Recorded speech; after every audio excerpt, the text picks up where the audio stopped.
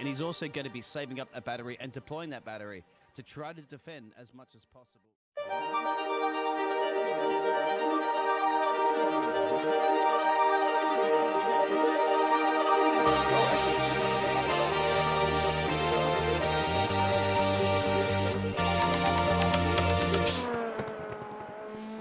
Hello everyone and welcome to 2S iRacing series.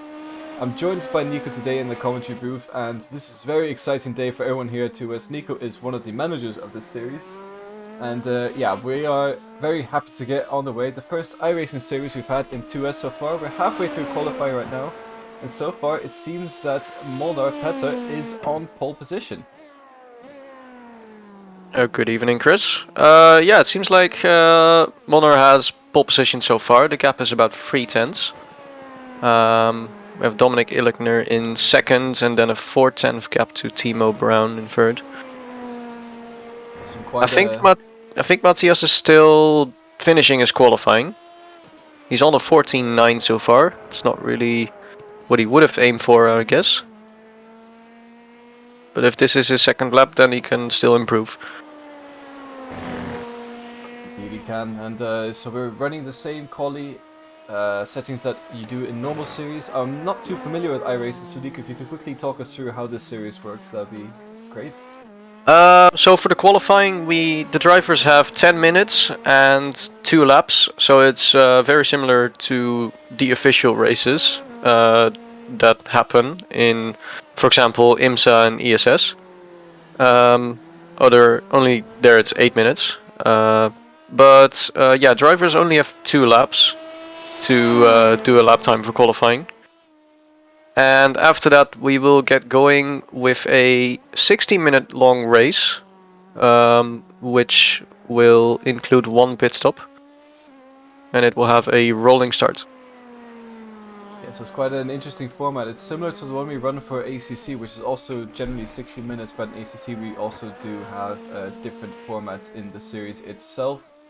So it's a 60-minute mark. I think it's pretty good race distance. It's also around the 50% race distance time for F1 game, maybe a little bit longer. So these drivers here will be used to it from 2S. We also we have quite a few new faces joining us today who have joined solely for this iRacing series. To name a few, I've never seen Alexi Huttunen before, Arthur Figueiredo, Aro Saxman, Marlon Bastos and Rodrigo Lizowski, all the new drivers I've never seen before, so I'm quite interested to see how they are able to fare against these drivers we've seen quite often in other series such as ACC and F1 in 2S. Yeah, absolutely. Well, so far it looks like the grid is quite close. There's 2 people that have not completed a lap. That's Alexander McAllister and Forrest McCormack. But the rest of the grid is looking pretty close. Except for Matthias Strauss, but I guess that he just couldn't get a proper lap in. I'm gonna have a look at his lap times. Unfortunately, I can only see the 2 lap times that counted. He's definitely done more than 2 laps, so he was probably just driving for practice. Yeah, and I believe Alexander McAllister has just put in a lap time. Yeah. So 14.7. Indeed, and that is actually, I believe, the end of quali, since it is the same format that iRacing uses for the main series as well. So 2 hot laps, no one shares the track, everyone has the track by themselves, but we are able to jump between the drivers and see what they are up to. So you have the standings on the top left.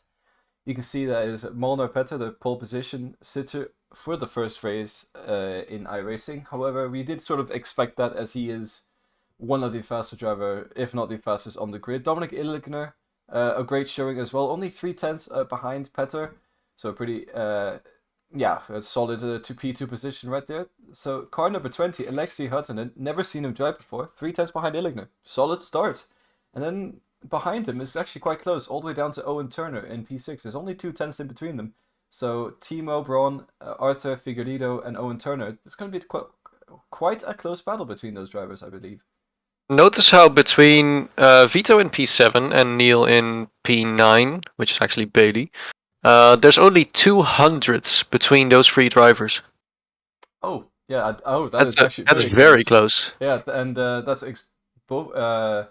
Neil Thompson, also known as Bailey Thompson, he is exactly a second behind Petter. I just noticed that as well. So that's quite an interesting start for these drivers. Yeah. Only like 2/10 behind them is Marlon Bastos as well. So we got I'm already sort of seeing a bit of a fight. We have sort of the lead fight going on with the top 3. Team and Owen, they will have their own little fight, and then Vito, Savinsky, Saxman, and Neil Thompson, they will potentially also with Marlon Bastos, Lisowski as well. They will have their third little battle on track. That could be very interesting to watch indeed. I'm going to quickly cut to the track view. So we'll have a little bit of more of a cinematic view of Laguna Seca. It's a beautiful track located in United States of America as we are getting the cars onto the grid in iRacing. There you go. All right.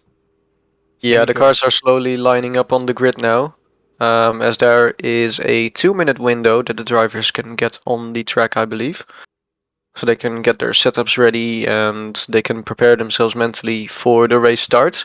As usual, we will first do a formation lap behind the pace car, and then the race will get started with a rolling start, which means that at the end of the formation lap, the safety car will, the pace car will pull into the pits, and then in this case Molnar can dictate the pace on when he can start the race. That is indeed going to be interesting to watch this rolling start. We do have it behind the safety car as well, so no one is able to roll off completely. I was just going to quickly...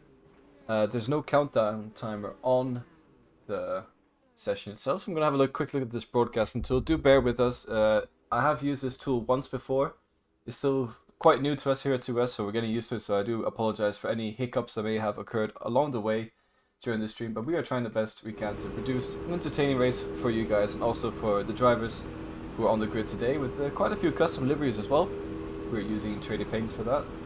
Yeah, it's been great fun so far. I was there for the pre-season race, and that was very entertaining battles indeed, but especially between Timo Braun and Figueiredo. It was quite a hectic fighting going on between those 2 drivers, and coincidentally they're sitting right behind each other on the grid as well.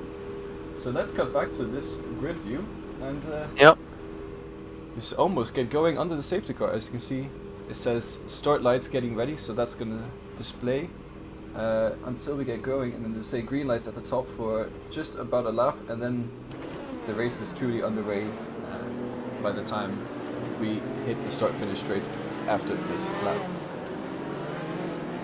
Yeah, in terms of the liveries, there's one thing that I have noticed so far in practice and qualifying, that there's actually 3 people that are using the same livery. So that would be 3 of the new people as well. So that would be Arthur, Marlon, and I believe Rodrigo. Yeah. Seems like they're all using the same livery.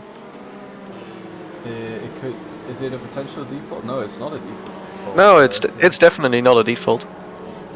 So so Arthur, he seems to be running as some sort of racing livery. Let's see if I can find it on TV1 maybe. Brazilian racing team. And who else was it you said? I believe it was Marlon and Rodrigo.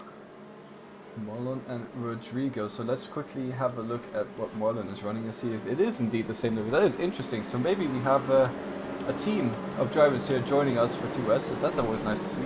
People driving together. It does improve the dynamic in the community as well. It's nice to have teams join and they can practice together, race together and all that stuff. That's quite nice to see.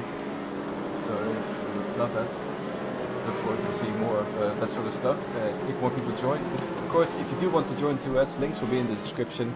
We race on Mondays for ACC, Tuesdays for F1, and as you can see today, we race on Sundays for iRacing, or this LMP2 series.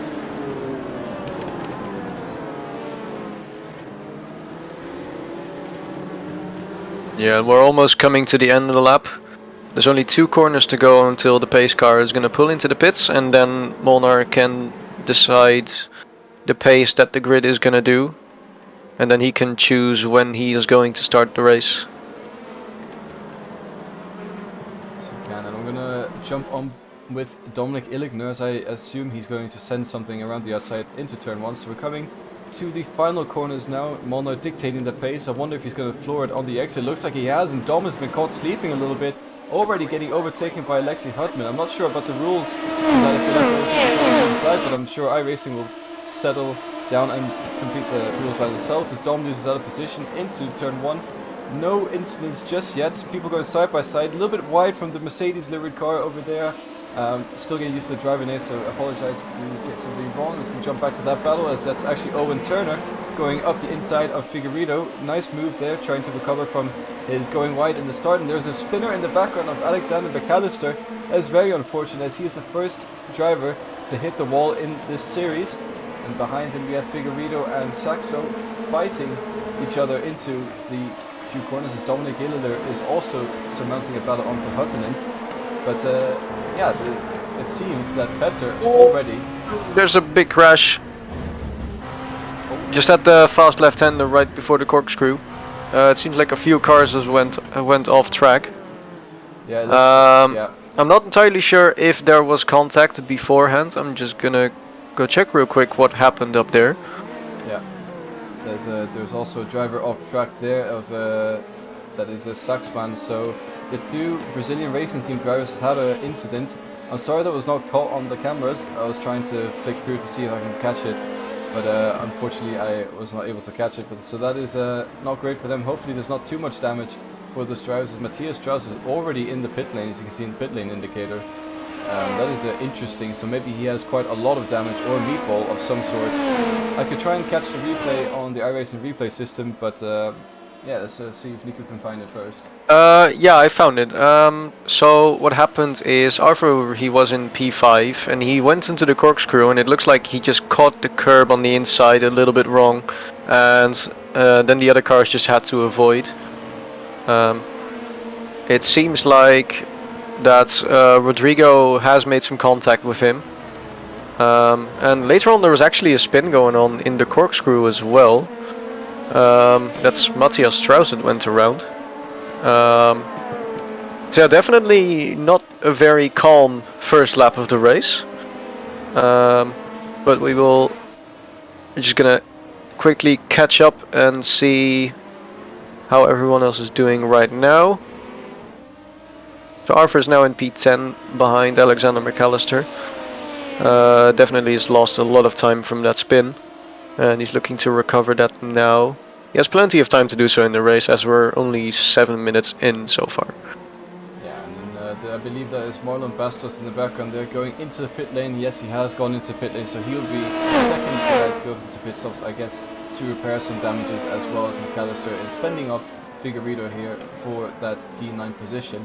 Obviously, everyone in the top 20 scores points, so if you finish the race, you score points. But so far it seems that already Forrest McCormack and Matthias Strauss have DNF from the race. I don't even believe McCormack started the race. Yeah, no, what I heard from him that he wasn't entirely sure if he was gonna make the race start. But he joined the session anyway, in case he did make it. It seems like unfortunately he was not able to make the start. Yeah, let's that's unfortunate for him. Hopefully next week around he will be able to make the start. I can't remember the calendar exactly, but do you have any idea of what the next race is going to be?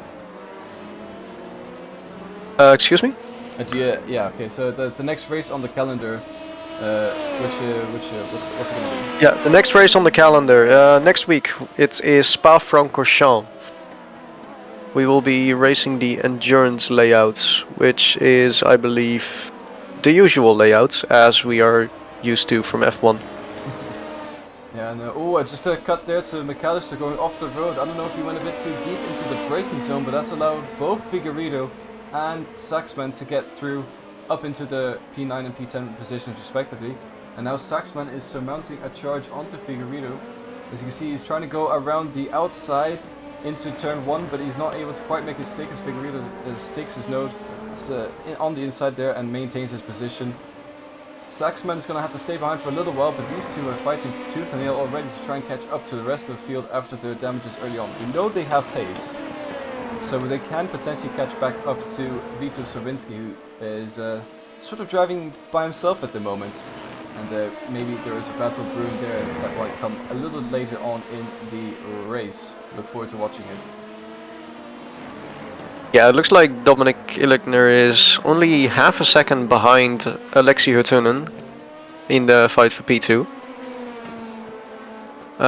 Dominic actually started the race in second place, but as you noticed on the start, he was caught sleeping. So he fell down to third position, in which he still is right now. But he is chasing down Alexi. I'm just looking at his driving. I love the livery, by the way, with the Audi LMP1 lookalike for this LMP2 car. Of course, Audi being very dominant in Le Mans. Maybe Dominic is trying to repeat that dominance here today again, but it's sort of struggling a bit after the race start. He's fallen a little bit behind now. It looks like he's going sideways quite a lot through the corners as well, so maybe overcooking the tires a bit too much for his liking. I'm going to go back for a battle here between Figueiredo and Saxman. Looks like Saxman has finally made it past Figueiredo, and he's up to P9 now, but this has cost him a little bit of time on the trying to catch up to Sawinski ahead, so hopefully they can get their pace up again and catch the driver ahead to maybe make some more positions and get some damage limitation from the race incident they had at the start and on lap 1. There's a bit of a... And it looks like Timo has gone wide in turn 10. He had to let Neil Thompson go because of all the time lost.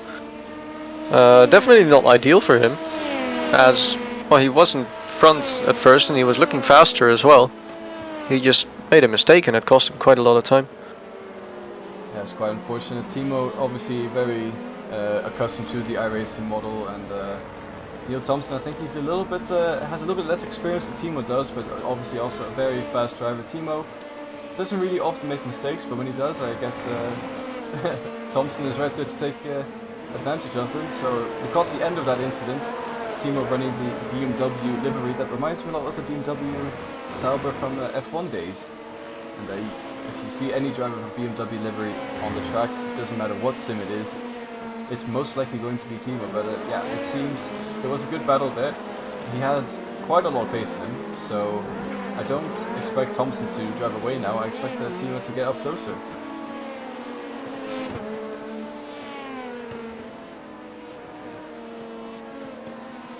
Almost Timo, you can see almost going off track there.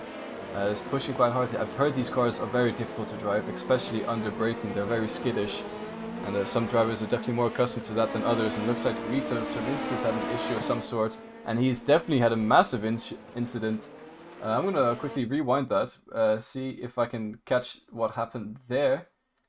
Oh, there you go. Let's have a look from the cockpit cam. It's going down with Laguna the corkscrew. Yeah, got a little bit sideways and then straight into the wall, and that's an unfortunate ending to Vito's race. That's a lot of damage, so he's probably not going to get any points from this. Yeah, and you can see he's struggling to get into the pit lane. He's just managed to get into the pit lane now. That is very unlucky to see indeed. Poor Vito. Was having a good race until that happened. Yeah, it looks like he overshot the first corner a bit too much, and then he lost the rear going down the hill. And then, yeah, as soon as that happens, there's just no way to recover. Yeah, almost Rodrigo Lizowski almost doing the same as Vito did right there, going a bit deep into the corkscrew and then the back end kicking out a little bit. But he manages to catch it and continue trying to surmount his charge onto Timo Braun. Timo might have some issues of sort as he pulls to the side a little bit on the corner exit there. That's going to allow Lizowski, or Lizowiski, I'm sorry if I mispronounce your names, Lizowiski to get right up behind him. Timo sort of opens the door into turn 1, but he's not close enough to make a move. He's going to try around the outside or maybe do a bit of an undercut maneuver. It doesn't look like he's quite got the grip he needs to make that move complete. And Timo does stay ahead for now in that P6 position, but Timo is really struggling. He's already 3 seconds behind Bailey Thompson, and Bailey Thompson is catching up to Owen Turner now.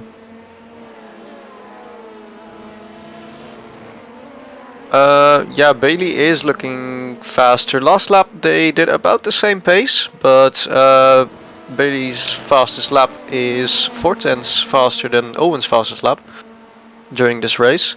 So maybe from Bailey there's more potential.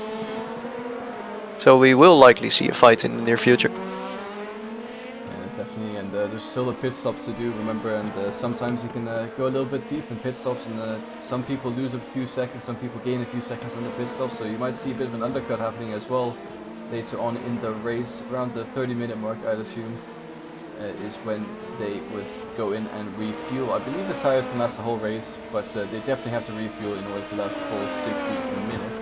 I'm going to quickly pull up the fastest lap times of all the drivers, just to see what sort of pace people are doing. It seems like Petter Molnar, Alexei Huttunen and Dominic Ilgner are all in the 112s, be it high 12s, and then right behind them is Owen Turner in the 13.2, and Neil Thompson actually, or sorry, Bailey Thompson is also in the 1 minute 12, so he's had pretty good pace on his fastest lap, the rest of the drivers being in the 13.8s. So it's quite an interesting spread throughout the field, but the top 5 definitely have a very similar pace, that's for sure. Yeah, at the moment it looks like the field has spread out a little bit. There's 2 fights going on between Owen and Bailey for P4, and there's Rodrigo right behind Timo. At the moment, those are the only 2 fights we have going on, really, but I am expecting more later on in the race as the pit stops come into play. Yeah, the pit stops will have a huge effect. We have seen that shake up the order quite often in other series as well, and it definitely doesn't make a difference. Oh, sorry, it definitely isn't a different case in this series either. And yeah, well, it's quite easy to bottle it in the Laguna Seca pit lane, as it is quite a tight left-hander. You can go through, you can spin on the pit entrance if you're not careful, or if you're not careful on the pit exit as well. You can go a bit deep on the braking, get onto the gravel, and then you shoot off into turn 1 and lose a bunch of time there. So it's quite a tricky pit lane to navigate, and it'll be quite interesting to see if any of these drivers have it down more than the others and could potentially jump each other under the pit lane. And that'll be quite fun to watch. Yeah, absolutely, and don't forget the pit exit, as that's a very tight road right inside a sand pit. So if you go only a little bit outside of the track, you will get caught out and your car will likely slide away. Yeah, and these, as we know on iRacing, if you hit the gravel or grass, it is you're giving the wheel to Jesus. You're praying that it catches grip at some point. We've seen in the past quite some hefty slides on non-tarmac roads on iRacing, and the gravel is no joke as well, as it can definitely cause your car to slide a lot more than you expect, especially if you're used to other simulators.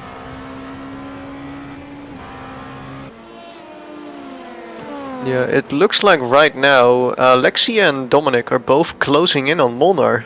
They both went 4/10 faster than Molnar last lap. So we might have an interesting fight for P1 as well. Yeah, last lap of Molnar are 113.3, and last lap of the Huttunen and Ilgner are 112.9. So I do wonder if Molnar maybe made a little mistake or something that cost him a few tenths, or maybe he has started his tire preserving techniques now, and is thinking about the long game. Just preserve his tires a little bit. He just has to manage the pace to P2. He doesn't need to go much faster than that. And if he has more tires or better tires at the end of the race, that could be hugely beneficial to him. As it looks like Ilgner and Huttunen are also dropping back slightly now for Molnar, so it's definitely interesting to see what he's doing, but yeah, the 1.4 seconds behind, this battle is not over yet. Yeah, maybe Alexi will not get close enough to make an overtake, but as soon as he gets into the slipstream, he can start saving fuel into the braking zones, and that's definitely going to help him towards the end of the race. Because if you save fuel, you will then have to refuel less during your pit stop, so that's going to save you a few seconds, potentially. Yeah, it's quite a strategic game of driving. Even if you're not racing, these LMP2s are very sensitive to a lot of things such as tire wear and fuel usage. So depending on your driving style, you could gain or lose 5 or 10 seconds in the pit lane just on how you're approaching the corners. And as I said, if you're in the slipstream, you can save a lot more fuel, and that is a more ideal situation for you. So I'm not too familiar with these cars. I've driven them a little bit. I'm not. So how exactly would you go about saving fuel? Like, do you know about how close you have to be to the guy in front in order for it to start having a decent effect on you, or is it just sort of a within 1 second sort of rule? Well, it's not really in terms of that the car saves fuel because you're in slipstream. It's more so because when you're in the slipstream, you're obviously going to have overspeed going into the next corner. But what most people do in official races is they close up to the guy in front, and then they don't go for the overtake, but they just stick behind and they just keep the throttle at like 80%, and then they lift and coast into the corner as well. So then that means that the driver in front will be using full fuel all the way through, 100%, and the driver behind will be using much less during those corners. Yeah, so I remember from my Mazda MX-5 days on the Nordschleife, but that yeah, the slipstream is huge in this game. It absolutely is. It maybe not is. It's maybe not as huge on Laguna Seca because the straights are not that long. But considering that turn 1 is a pretty hard braking point, I think it will definitely make a decent impact. That's for sure. I'm just quickly having a look at. I don't know where this driver is from. I think he's from Poland. I'm not too sure. I'll have to look up on the entry list. Or Lisowski or Lisowski, or however you pronounce it. If someone in chat could let me know how you pronounce it, that'd be great. He's been within a second of Timo for the past few laps. He was dropping down or back a little bit, but now he's gained a few tenths, and actually Hudson has gained quite a lot on Petter as well. I wonder if Petter's made a mistake. We'll have to wait and see until they cross the finish line. Or actually no, Petter's not made a mistake. Hudson has set an absolutely blistering lap time of 1 minute 12.5 compared to Petter's 1 minute 13.2. So that's a full 7 tenths quicker. Hudson has set his lap time, but he got close to Petter, and then he's sort of dropping back a little bit again. So I wonder if he just had a bit of a unicorn lap out of nowhere, or if his pace is increasing quite a lot now. Yeah, it looks like Molnar was also responding to Alexi closing in, because they both set a very fast lap time. They both have a fastest lap of a 12.5 right now. So Molnar is definitely trying his best, but it looks like on the last lap he probably just made a mistake. At the moment, this lap that they just finished, Molnar did a 13.1 and Alexi did a 12.9, so that's once again 2 tenths closed in by Alexi. There's a back marker in the way now, so that might also pay a little bit of a visit to these guys' battle. So that's Figueiredo. He has to get out the way, of course, as is running the same blue flag rules as we do in F1.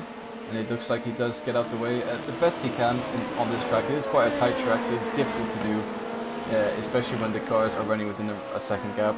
But yeah, it doesn't look like he caused too many issues in this battle, as they're both still around within a second of each other. So Hudson chasing down Petter for the lead. This race is not over yet. I wonder who's going to pit first. He might try a bit of an undercut or an overcut, depending on how much fuel he's added into his car. It'll be interesting to see who goes for what sort of strategy. As I saw in Silverstone in the preseason race, some drivers pitted 2 laps to go, the Alex Albon strategy. So they had done full fuel for the full race and then just ran the fuel tank to the ground, pitted on the last lap as late as they could, and then they managed to get out again. And they actually, it seemed to work out pretty well for them, as they didn't have to go through the heat cycle as long as the others did for the tires again.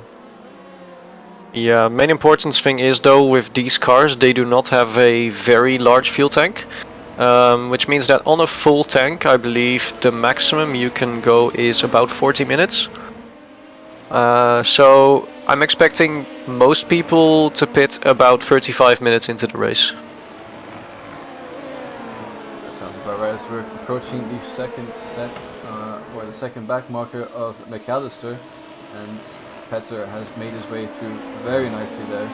Now we're going to get Hudson in, who is going to try around the outside into the corkscrew. A little bit of sideways in the entrance there, but that's okay. Just LMP2 braking, I assume.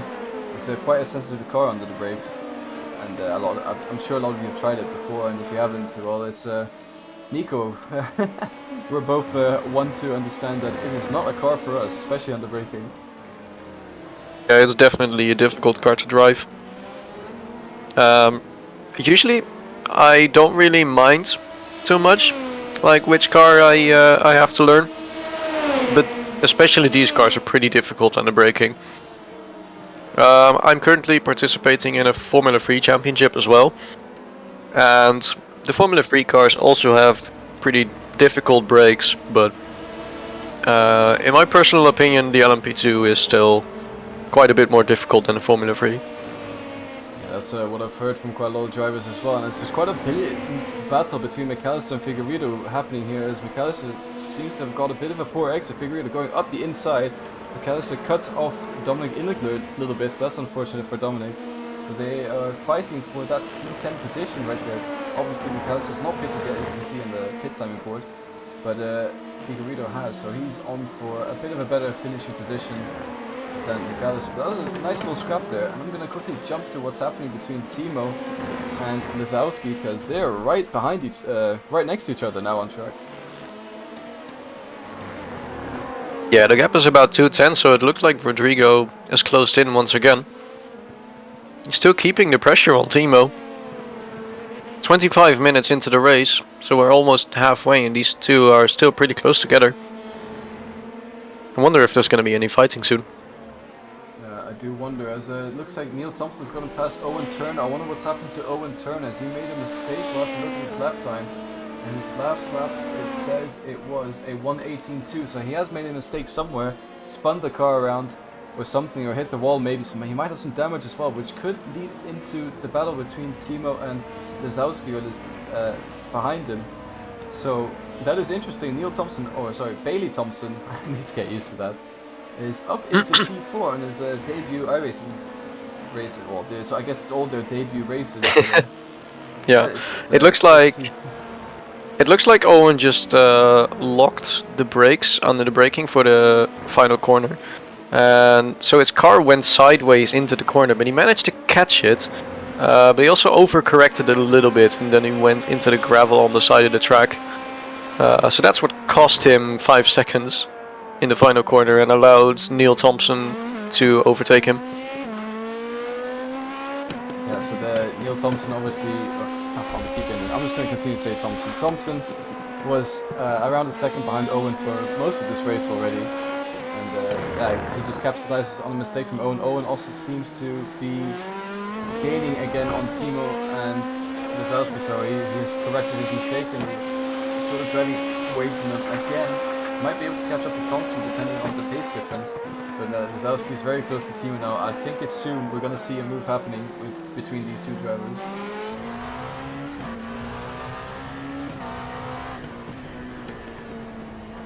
And it looks like Arthur has made a pit stop already. At least he's in the pits right now. And yeah, it's going to be interesting to see where, like how much time his pit stop is going to take. A little bit wide there from Rodrigo Lazowski. Got his tires on the gravel a little bit, and it compromises his exit and his turn into the next corner, as he has a little bit of gravel on his tires. But he does manage to keep the car on track. He's lost a little bit of time to Timo during that, but it's okay. He should be able to get this time back. And it looks like Matthias Strauss and Figueiredo have retired from the session. Who's that in front? Who's that spinning? There's a car off the track. I believe that is the car 24 of McAllister. So McAllister having a bit of a shocker day as he spun on the exit of the corner after the corkscrew, and luckily he wasn't in a battle with anyone, as everyone behind him has retired from the session. But that's gotta put your heart in your mouth a little bit when you have a spin like that.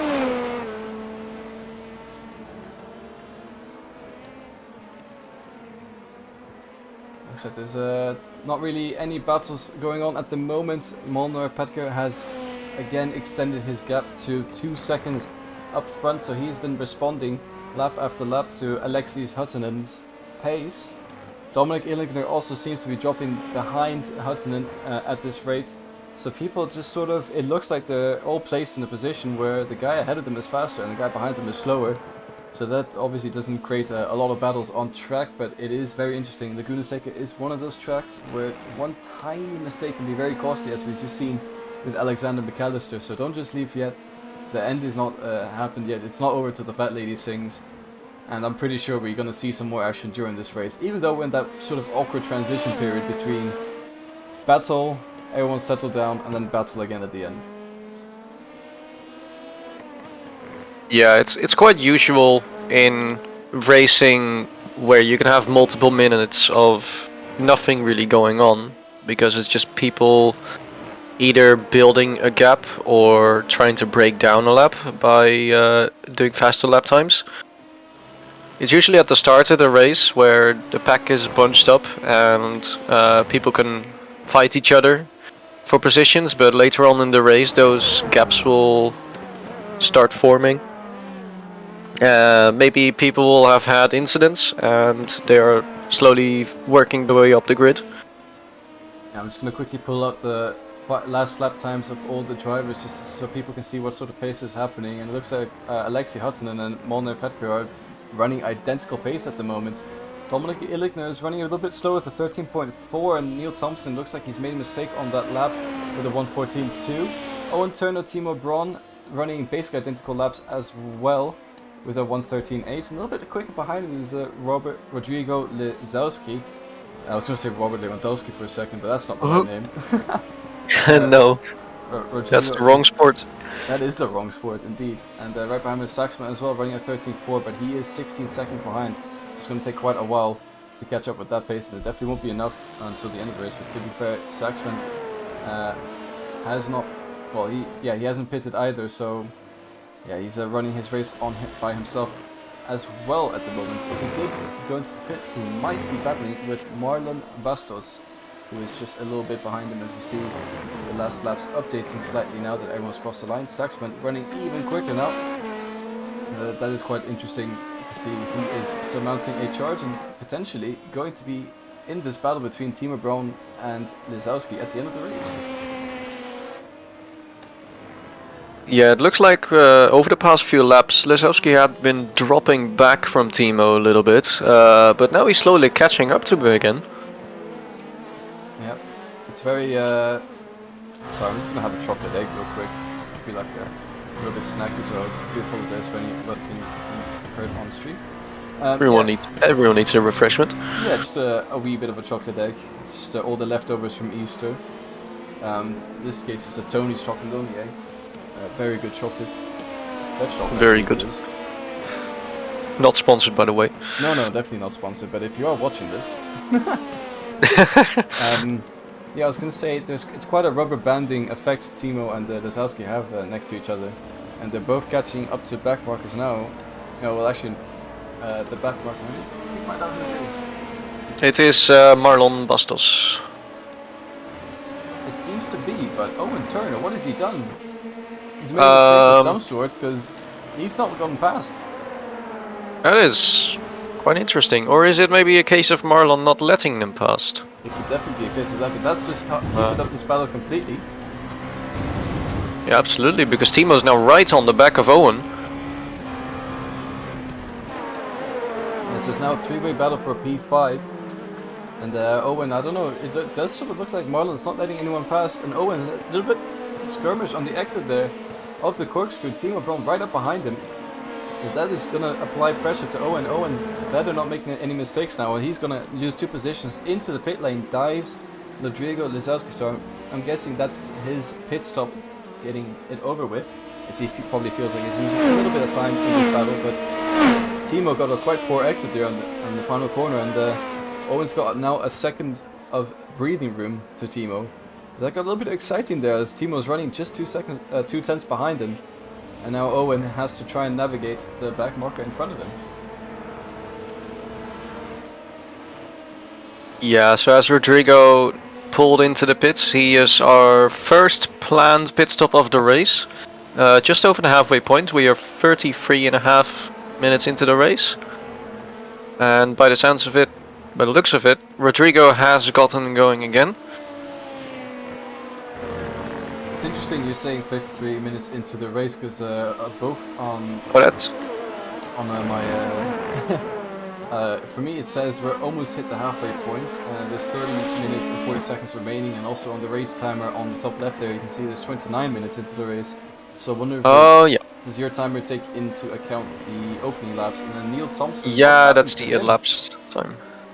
Something's happened to Neil Thompson. He's gone off track somewhere. He's had a huge mistake. What's happened? Let's go find out. I'm gonna go back. Oh, yeah. Yeah. He went quite sideways in... Oh, yeah, he touched the gravel in, what was it, turn 9. Oh, yeah. The exit of turn 9. Touches the so he went all sideways and he had to rejoin the track. Which means that he lost 2 positions to Owen and Timo. And Rodrigo was right at the back of Timo as well, so looks like it's going to be a 4-way fight after the pit stops. As I did mention earlier, Laguna Seca, it's quite easy to make a mistake, and Bailey Thompson seems to be another victim of the tightness of this track and difficultiness of this track as well. He's now 3 seconds behind the 2 drivers ahead of him, so yeah, as you said, Lisowski was also in this battle. This could be a 4-way battle to the end. However, luckily Thompson kept it out of the wall, so there's no body damage on this car. There might be a bit of tire damage, but I don't know how much iRacing takes into account spins like that. I don't know how much it affects it. Do you have any idea? I believe it's very similar to other games. If you get a bad spin, it can definitely destroy your tires for the rest of the stint. So I would not be surprised to see Thompson pitting very soon. But at the moment he's still going. Yeah, it's great to see drivers recover after a spin like that. He's already setting in a little bit faster lap times than 2 drivers ahead, so Timo Braun better watch out, because sooner or later he's going to have Bailey Thompson breathing down his neck, and he's going to be in the middle. And he spun again. Oh, never mind. What happened here? Let's have a look. That's unfortunate. So yeah, going into turn 3, yeah, you just went a little bit too wide on the entry, and seems he touched the gravel, yeah, and that instantly spins your car in iRacing. Yeah, so Bailey having 2 very unfortunate laps and touching the gravel a bit too much for his liking, but that's allowed Saxman to catch up to him. And I'm sure Bailey's confidence would not be too great in that cockpit right now, but Saxman, he is seeing blood ahead of him. He is ready for a fight. Whereas Timo goes a little bit wide on the exit of turn 9, but he has kept the car on track. And once again in turn 10. But he's keeping the car under control so far, but he has closed up to Owen. Yeah, Owen having quite a skirmish exit there as well into the last corner as he hits the gravel. As we've seen before, the gravel is quite costly on this track. Timo right up behind his rear bumper now is basically pushing him through the corner. But it does really, these cars are really sensitive, so if you get a poor exit you lose about 3 or 4 tenths, and then you have to make back all the time you just lost again if you're trying to surmount an attack on the guy ahead. But Timo, not cracking under pressure this time, is mounting the pressure on Turner. Is he able to make an overtake? It is Laguna Seca after all. It's a difficult track to overtake on, but it's definitely possible. Interesting development at the front, by the way. It looks like Alexei is losing a lot of time to Rodrigo. Rodrigo, obviously having made that pit stop, he was receiving blue flags. But he has lost Alexei a lot of time. So Alexei is now 2.5 seconds behind Molnar. Yeah, and I was looking, and there's another spin for Bailey Thompson. His day just gets worse and worse. I'm sorry, Bailey, but we're gonna have to look at the replay of this yet again. As he's under pressure from Saxman behind, he hits the curb. Oh, that's the death curb. Gets onto the gravel, into the wall. This time he does have damage on the car, so I would not be surprised to see him pitting now, as he got a bit of a front damage as he touches the wall. That race has gone from bad to even worse for Bailey Thompson. That is very unfortunate indeed. And as you were saying, you can now see Alexei Huttunen losing quite a lot of time to Petko in front of him.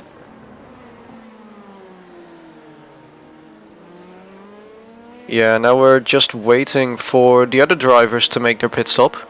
Yeah, it looks like Thompson has pulled into the pits now. It's going to be a question of whether he's going to repair that damage and continue his race.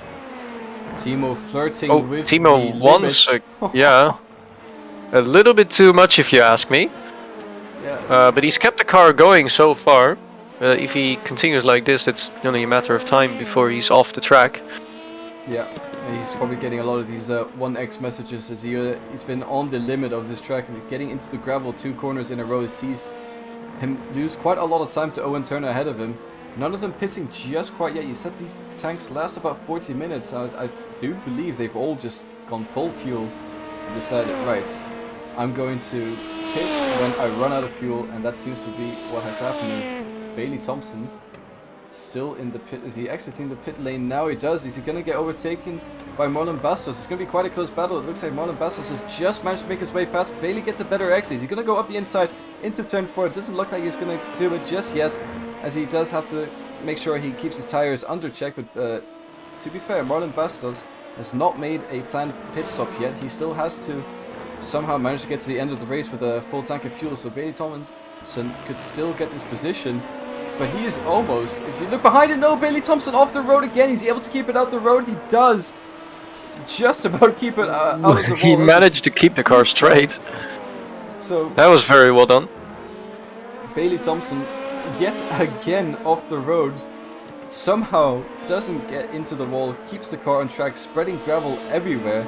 And right behind him is Owen Turner, who will be begging for blue flags, as Timo Braun is right behind him, as Bailey Thompson does let him go into the final corner. Nicely done there, respectful of the blue flags. And now you have Timo Braun right behind, who's also going to get past on this small start-finish straight. But Bailey Thompson, thank you for making this race a bit more interesting, because wow.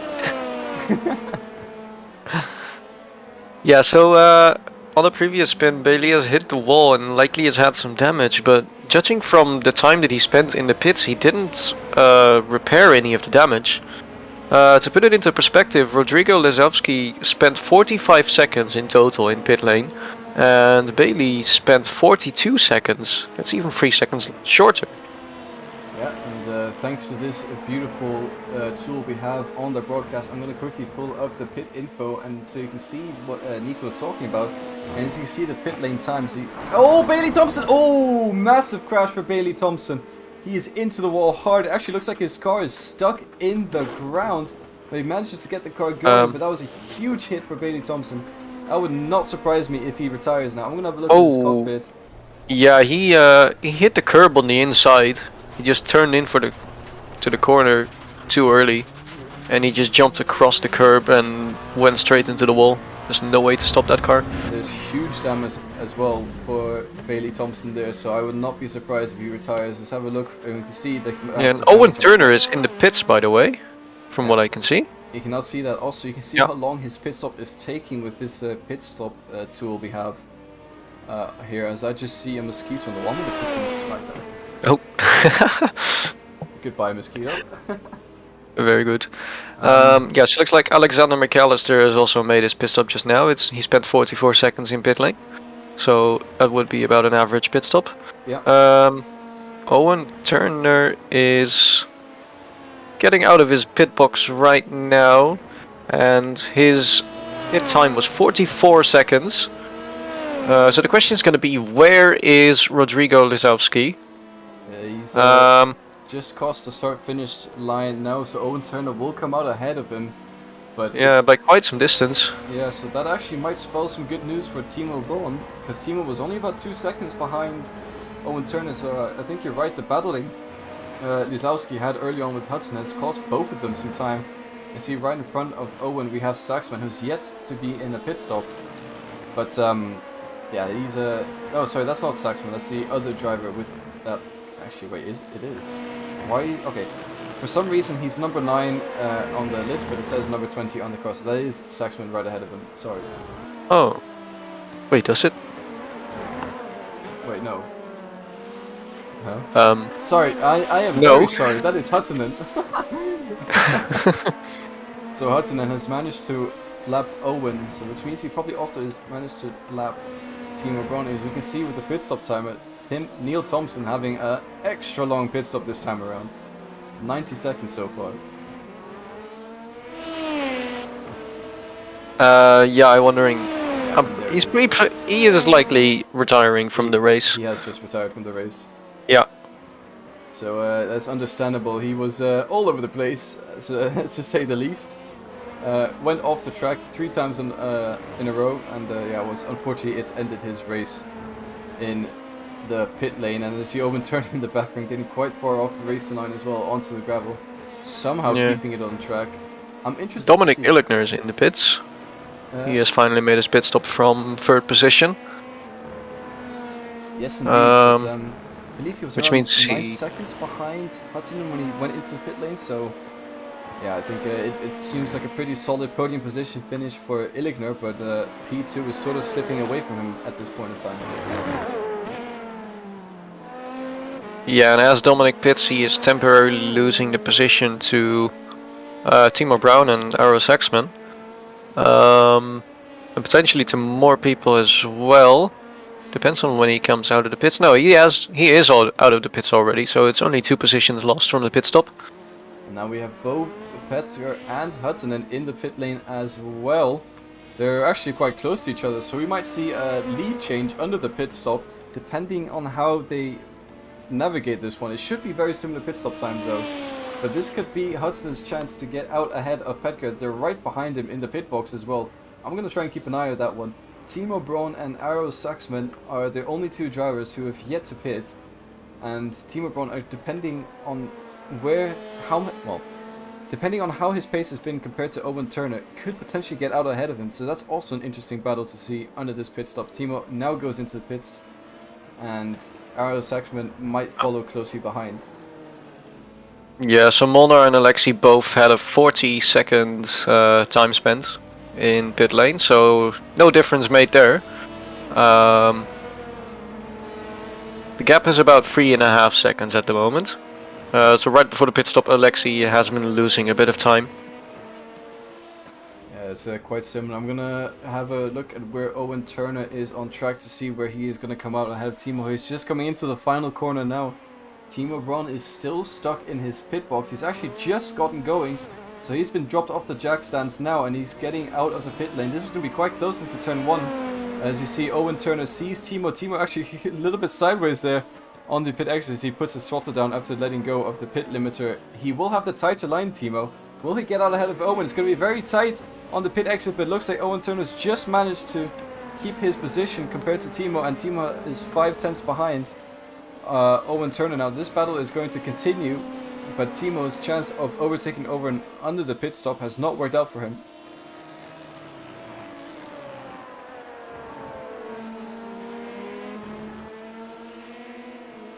I'm just quickly checking up with the YouTube chat, and Legenden in chat says a third of the drivers already out.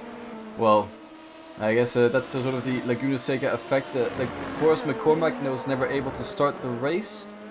And then we had, of course, Vito Stravinsky, Neil Thompson and Figueredo all being involved in incidents. Neil Thompson mainly retiring because he crashed himself out multiple times. So that is unfortunate indeed, but we still have a decent battle coming our way soon. As actually, I'm just going to quickly... Rodrigo Lisowski has been overtaken by Saxman in the pits as well. So he's been... I wonder if his pit stop was just because it was a little bit longer than the others, because he had to refuel more. That's cost him quite a bit, and now Aro Saxman is up ahead. But who of these 2 drivers is quick? I'm going to have a quick look at the last lap times. So 1:14.9 for Lisowski, which is not great to be honest. So he's maybe made a few too many mistakes as well as he's actually losing a little bit of time to Saxman. Hence Saxman has managed to gain a position under the pit stops. It's quite interesting to see that Rodrigo has lost so much time, because he used to be in the fight for P4, I believe, with Owen and Timo. And at the moment he is 6 seconds behind Timo. Yeah, it's quite interesting. I'd like to see a full race rundown of his lap times. Maybe he, after the pit stop, he was just running too much fuel compared to everyone else, losing too much time, or he's been making maybe too many inconsistent mistakes or something. I'm not quite sure what's happening, but if anything's to go by, his last lap time wasn't great, and he's losing time yet again to Saxman. And Saxman's actually been gaining a little bit on Timo Braun. Timo Braun's made a mistake somewhere. He's lost quite a lot of time to Owen. Let's have a look at what his lap time is. So Timo comes across the line now, and it updates his lap time. It's going to be a 1:15.1, so Timo has made a mistake somewhere. And that's sort of stopped the battle he was going to have with Owen Turner.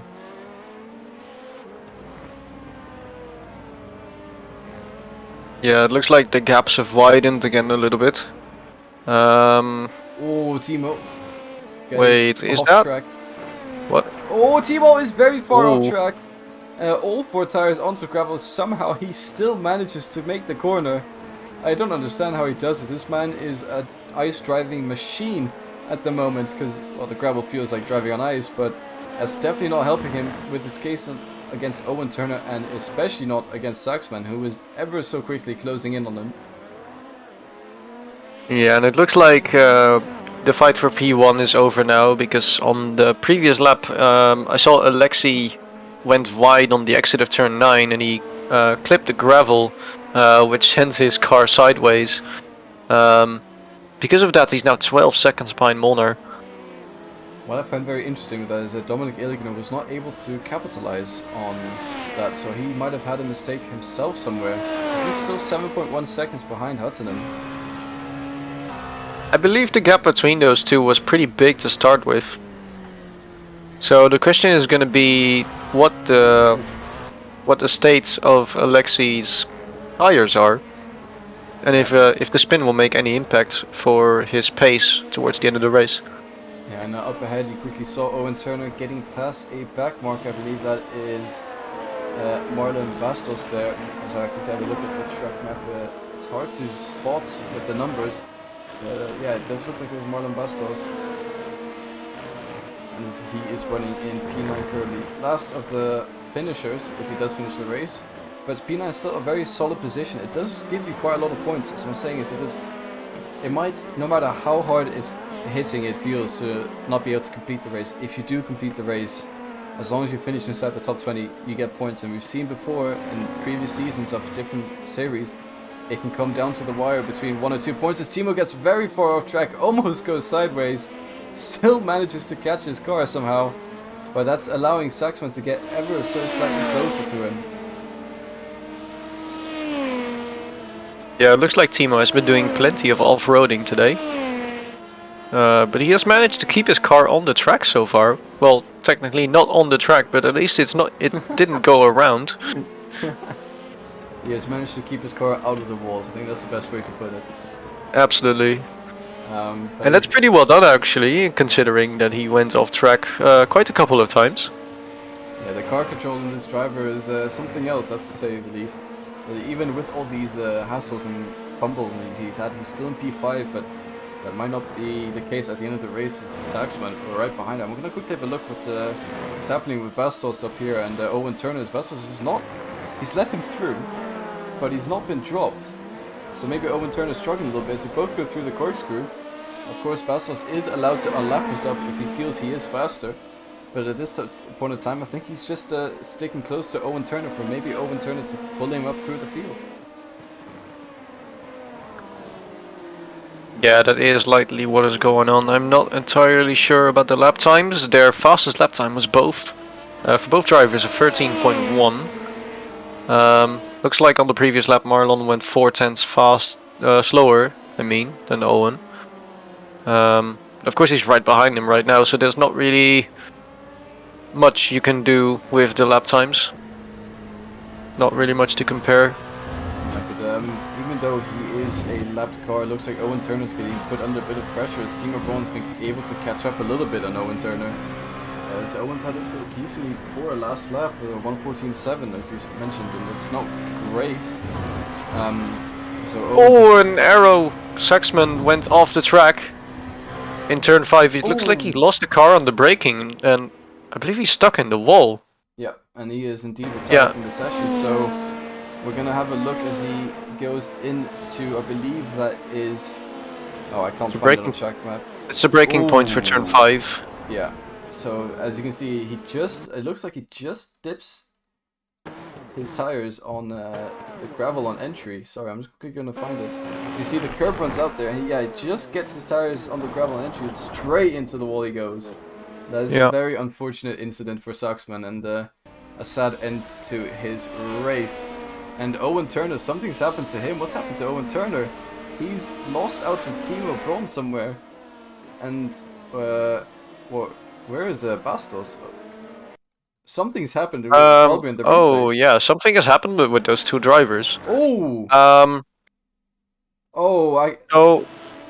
Okay, so yeah, I'm gonna run through it now. So it looks like Owen Turner loses his car under braking, and so does Marlon Bastos at the same time into the corkscrew. And Timo Braun just says, "Thank you very much, I'm gonna go through." But both of these drivers losing under braking, trying to battle each other, while Marlon Bastos is trying to unlap himself. That is quite a silly mistake to make. And now Owen Turner has been dropped down to P5, with Rodrigo Lesowski closing in behind him. So it's all popping up now. So we had in the span of one lap, we had the driver of Arrow Saxman get off the road and straight into the barrier at turn 5, and then suddenly under the corkscrew, Marlon Bastos trying to unlap himself from Owen Turner. Owen Turner loses his car under braking. Marlon Bastos does the exact same thing into the corkscrew, and then Timo Braun says, "Thank you very much, I'm going through." Yeah, and in case you haven't noticed so far, time has been going pretty quickly. There's only 10 minutes left in the race. So, if people want to make up some positions, they better do it pretty quickly. Yeah, that mistake from Owen there has definitely cost him out for that P4 position. He will have a little bit of damage on his car as well, as he did go into the wall. It doesn't look like there's too much on it at the moment. Lesowski not gaining heavily on him either, and it also looks like Timo Braun's not exactly dropping him, but he does still have to get used to this car. So yeah, damage can make you a little bit less confident, especially into the corkscrew where he lost his car under braking. I'm sure Owen won't be happy in that cockpit. If I know anything about Owen, when he drives angry, it's either two things. He will set blistering lap times and will be untouchable, or he will let the anger get the better of him and he will make too many mistakes. It's either or, there is no in between, but so far it seems like he's keeping on the road and slowly but surely catching up to Timo Braun actually. Yeah, from what I can see, his car is not damaged. At least I am not seeing any damage at the moment. That might just be iRacing not showing it. Because he definitely touched the wall there on that incident with Marlon. Yeah. But Marlon has not had enough of him just yet as he comes up behind him, dives up the inside into turn 1, trying to unlap himself. That's definitely going to cost Owen some time. But I think it's best to just let him pass, because it looks like Marlon does have better pace, even if he is a lap behind. And Owen Turner, just let him through, the smarter thing to do. And Marlon Bastos maybe going to try and cement a charge onto Timo Braun now and cause him some issues. So that is Bastos unlapping himself on Owen Turner, and it's the right thing to do, I believe, letting him by, as we don't want to see a replay of what happened early on in the race. Yeah, it looks like Marlon didn't really plan to go for the overtake, but he felt like he was closing up a bit too much on Owen into the braking zone, and he turned to the inside, and then seems like Owen saw him coming, got scared maybe, and gave him the position. At least he turned away. Owen is now going off track a few times. Yeah, you see him going on the view from the side pod of the LMP2 car from Rodrigo Lesowski. You saw Owen off the track in front, so that's actually allowed Lesowski to get almost within a second of Owen Turner. Owen Turner, I already know he's not having a good time in that cockpit, but he just needs to keep it on the road, and he will have a P5 position at the finish line, and that is a great position to be in.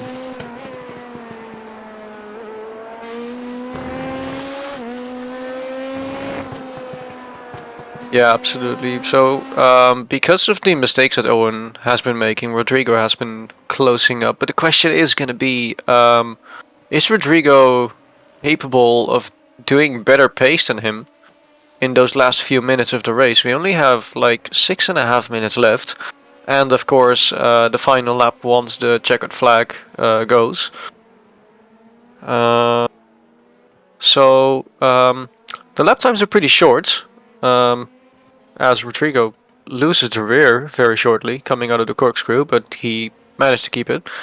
But an average lap time is about 1 minute 13. So I would say in these last few minutes we will see about 4 or 5 more laps. Yeah, potentially. Yeah, that seems about right. As we see Marlo Bastos getting past Timo Braun as well. So Bastos actually having a great race pace at the moment. I'm just quickly checking. He did a 1:13.5 and Timo did a 1:15. Well, I guess it was because he was letting him pass in the last laps. And then, yeah, so Marlon, if he wasn't involved in incidents earlier, he could have been a bit of a dark horse in this race and maybe surmounted the charge onto these drivers as well. So I look forward to seeing that in Spa next week, what he is able to do.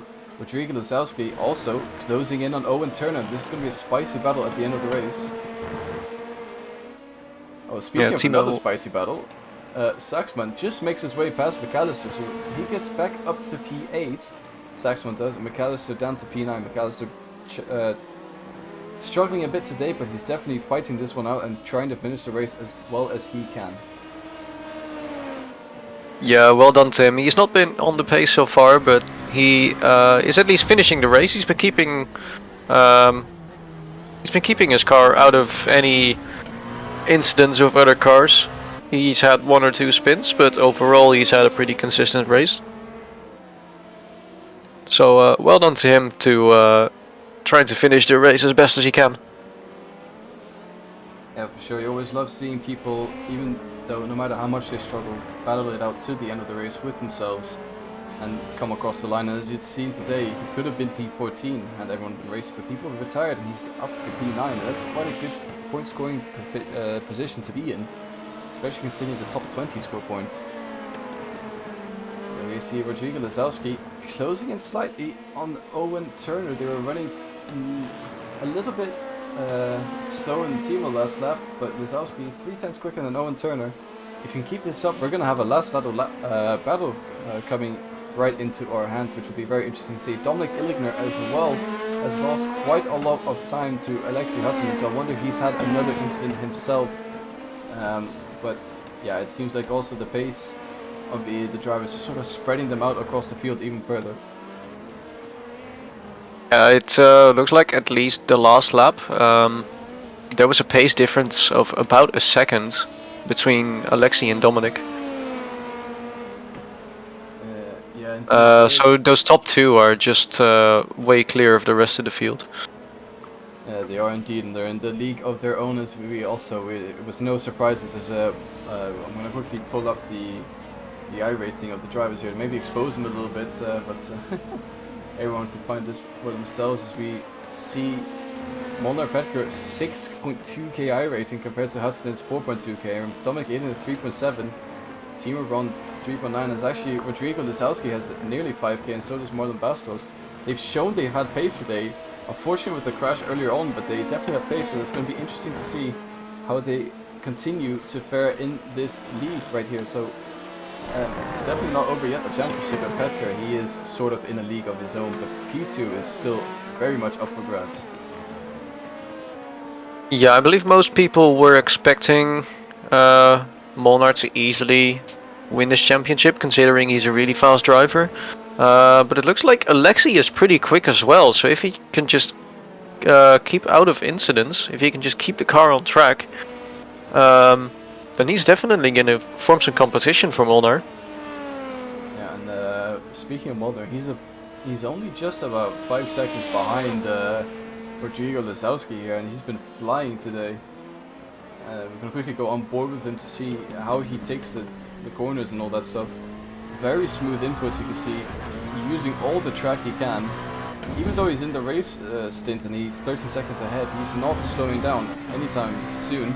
You see the way he just carries the momentum through the corners, gets on the throttle at the perfect time to run out as far as he can without hitting the gravel, being very smooth and consistent. He is under brake and just turning the car in. It's quite a sight to see indeed, and he's driving it brilliantly today.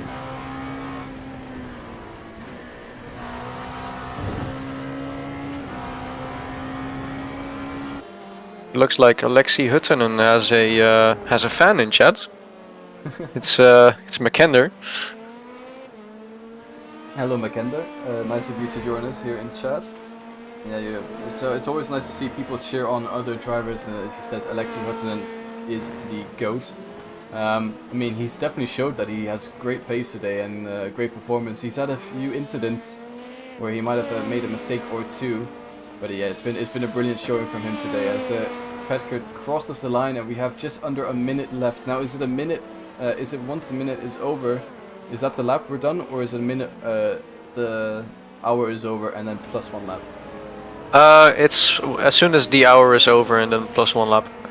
It's the same way. It works the same way as ACC. As soon as the timer goes out, then the leader finishes the lap. Okay, so this is then the last lap that we're on.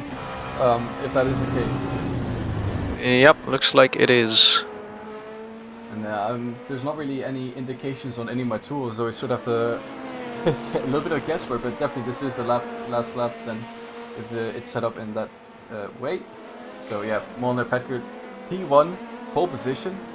Does he have the fastest lap? He does have the fastest lap, but Alexi Huttunen's fastest lap is only 2,000 behind Petker.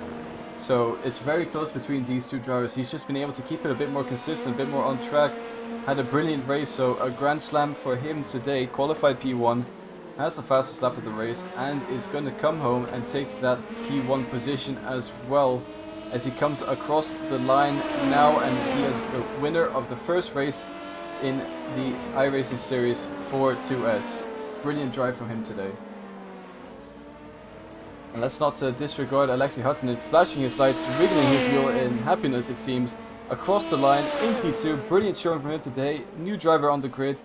And it's what a way to introduce yourself to the league, having a P2 finish against a driver we know as Petr Monin. Only just a few seconds up, well, 13 seconds up the road. So a brilliant finish from him as well. Dolig is sliding across the final corners, weaving across the straight, having a good time. He finishes on the last step of the podium.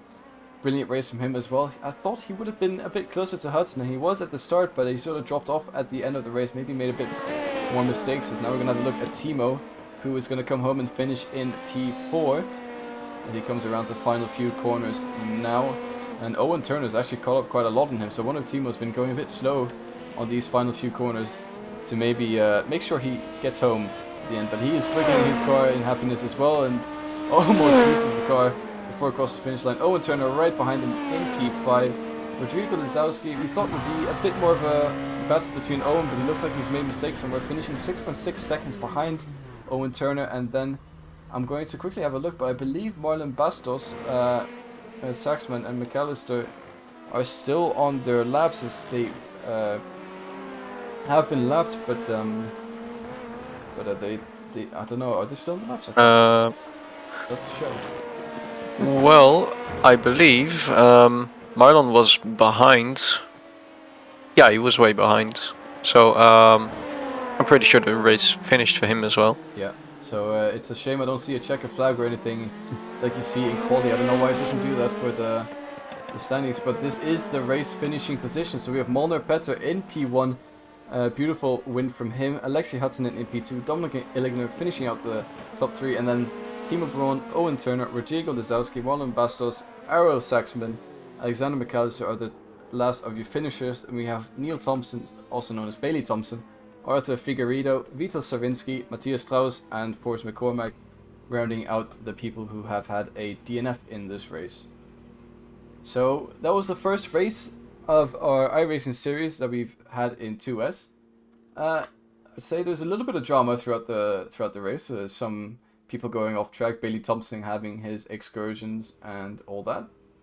But apart from that, it was pretty clean, I'd say. Some entertainment here and there, some unexpected results a little bit as well. As Timo Braun, Owen Turner, they were sort of battling back and forth. You didn't really know who was going to win. But overall, I'd say that's a pretty good first race for this series.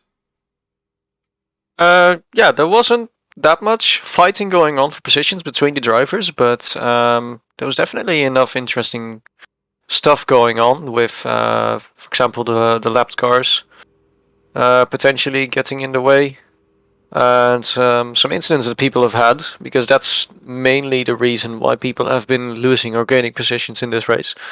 But it looks like the pace is pretty similar across the grid. So I'm looking forward to the rest of the season. Yeah, for sure. It's going to be great to watch. I'm also looking forward to, well, as we have Spa. This is the next race confirmed by Nico earlier on today. It is. And that is also going to be happening. Yeah, well. Yeah, same time next week. Sorry, I just had a little bit of a brain fart. Yeah, that's happening same time next week. I don't know if it'll be broadcasted as I won't be here, but that we'll find out for you, and you'll find out sooner or later how that's going to work out. Don't forget to check us out, where the link is in description for our Discord. We also race on Mondays for ACC if you're interested in ACC, and it's quite a healthy championship with a lot of drivers. We have also quite a mixed series with different race formats every other weekend. And it's very entertaining, so be sure to check that out on Mondays. That's actually broadcasted by Timo Braun, who finished P4 today. So if you want to hear him commentate Cursed GT3 Racing, feel free to join us on Mondays, same time as this, start at 8 o'clock CEST in the evening. Tuesdays we are back with F1 after the patch has fixed the game a little bit, so we'll be back with F1. I might be broadcasting that one, I'm not 100% sure yet. Should be able to, but we'll have to wait and see.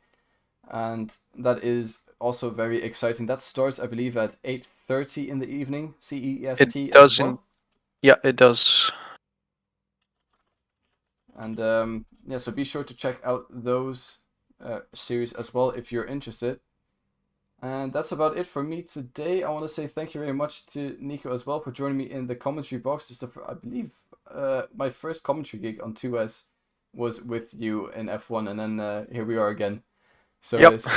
it's been nice having you in the box here today as well. It's good to share a co-commentary all the time, and yeah, it's thank you everyone who's been in chat talking to us and keeping us company as well. Alexi says GG is in chat, and I want to quickly congratulate him on that P2 finish as well if he's still watching. And that's about it for me today. Nico, do you have anything else to add? Not really. It's been a while for me since I've commentated a race, but yeah, it was fun. Yeah, it was very fun indeed. And yeah, hopefully I'll see you again soon in the co-com box. We'll have to wait. It's a bit of a flexible series in that sense that we don't have a set commentators or anything. And it's always quite nice because you get a bit of a different style every race. And if you get tired of hearing our voices as well, then join the next race and there'll be different voices, so that'll be fine. But anyways, thank you very much everyone for watching, and we will see you in the next race. Bye-bye. Right, goodbye.